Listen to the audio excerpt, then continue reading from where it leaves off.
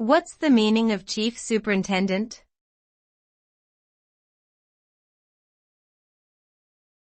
Chief superintendent.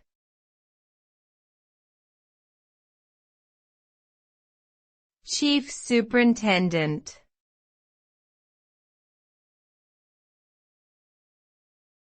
Chief superintendent.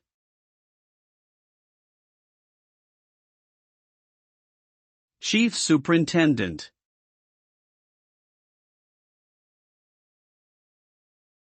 A chief superintendent is a rank within certain police forces or other law enforcement agencies.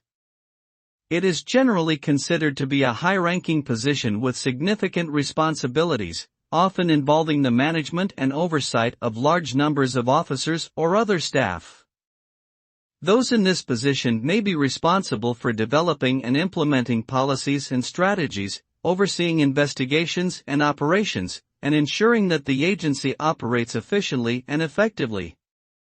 Overall, the role of a chief superintendent is a critical one within law enforcement, requiring strong leadership skills and a deep understanding of the complex challenges faced by modern police agencies.